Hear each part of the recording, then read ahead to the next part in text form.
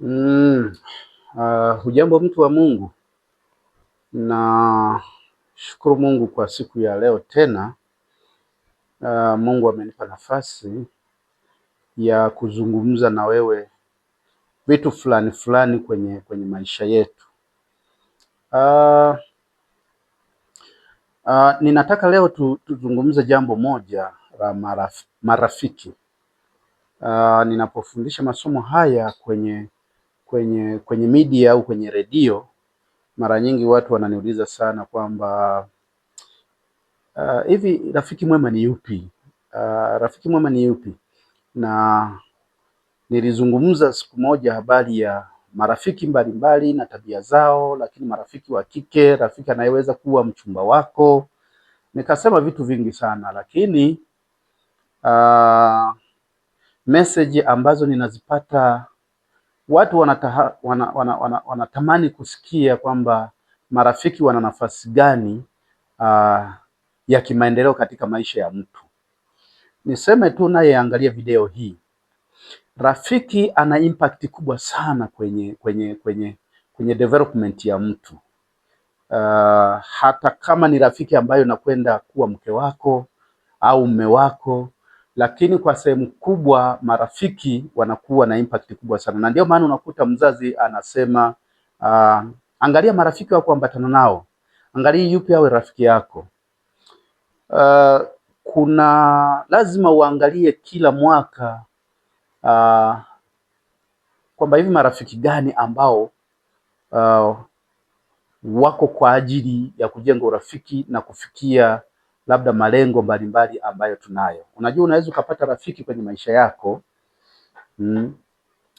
anaweza akawa ni mpenzi wako, lakini asikupe impact za kiuchumi. Hiyo pia ipo na hatuikatai, lakini na ndio maana unaweza ukakuta kuna mtu alikuwa na mahusiano fulani, uchumi wake ukapanda sana, lakini baada ya kupata mahusiano fulani labda akiyavunja haya, unakuta kwamba uchumi wake unashuka. Hivyo vitu vipo, nature huwezi ukaikataa, lakini pia ni vitu ambavyo hata kwenye maandiko matakatifu vipo. Kwa maana hiyo, unapochagua rafiki ni kuwa makini sana kwamba ni rafiki wa aina gani natakiwa niwe naye. Na ndio maana kuna watu wameoa wake, unakuta anaporomoka sana kiuchumi, lakini kuna watu walikuwa na maisha ya kawaida, ameoa mke au ameolewa, maisha yakapanda. Kwa hiyo ni vizuri uangalie sana ni rafiki gani ambaye unaambatana nao. Kwa mfano nikutajie rafiki ambaye anakuja kwako kimaslahi. Kuna marafiki wanakuja kwenye maisha yetu, lakini huyo rafiki wewe ukipata shida wala hajali, na unaweza ukaugua, unaweza ukasheki kiuchumi, ukapata shida mbalimbali, na usimuone anahusika sana, usimuone anahusika sana, lakini yeye akipata shida anataka wewe uhusike sana. Kwa maana hiyo unaweza ukajua tu kwamba huyu ni rafiki ambaye lakini yuko kimaslahi kwangu, na kama unategemea labda mchumba wako muoane, ni lazima uweke question mark kwamba pale inakuwaje, lazima uweke question mark.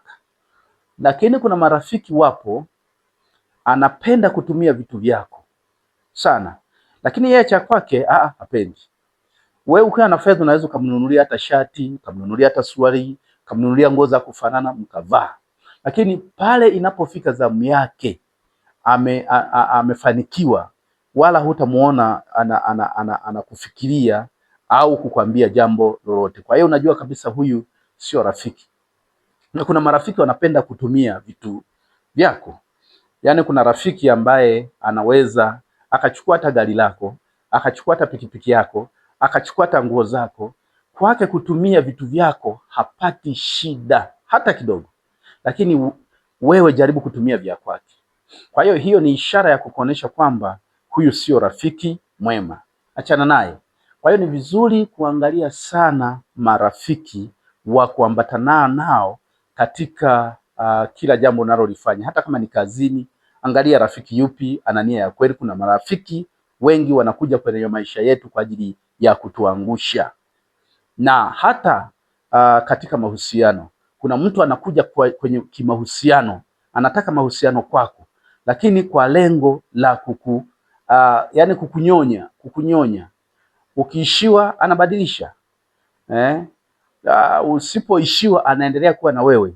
Kwa hiyo rafiki ni mtu pia anayeweza akapandisha uchumi wako au akashusha uchumi wako. Kwa hiyo tuwe makini na marafiki ambao wanakuja kwenye maisha yetu, na nikuombe kama unapenda nikuandalie hili somo la marafiki vizuri, au tuongelee pointi fulani katika maisha yako au katika maisha yetu sote, hebu drop comment hapo nione, na ninajitahidi sana kusoma comment mbalimbali ambazo watazamaji wangu mnaandika. Kwa hiyo kama unataka tuingie ndipu kuhusu marafiki, basi tutalizungumza jambo hilo, lakini kwa leo nikwambie tu kwamba una sababu kubwa ya kupitia marafiki zako kila wakati. Na mimi huwa na tabia angalau kila mwaka unapitia marafiki. Hivi huyu rafiki ni wa kweli? Hivi huyu rafiki atanifikisha mbali? Hivi huyu rafiki atanisaidia mawazo? Hivi huyu rafiki nikiendelea naye napata kitu gani? Je, ananitumia mimi tu? Yuko hapo kwa ajili ya kunitumia mimi tu? Maana yake kuna mwingine ukimwambia hata bwana umefanyaje hivi, anakwambia sasa unanitishia, unanyanyasa kwa sababu tu ya kitu hiki. Wala wewe hukutaka hata kufika kule, wewe ulikuwa unataka kuiza tu.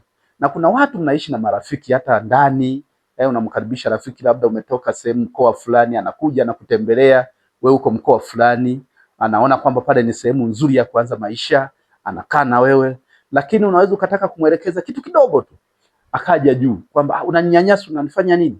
Lakini yeye anapofanikiwa wala hakukumbuki wala hajali kuhusu wewe, ila anataka wewe umjali kila wakati. Kwa hiyo ni wakati wa kujitazama vizuri juu ya marafiki ambao tunakuwa nao katika maisha yetu. Mungu akubariki mtu wa Mungu, na asante kwa kunisikiliza siku ya leo. Barikiwe sana.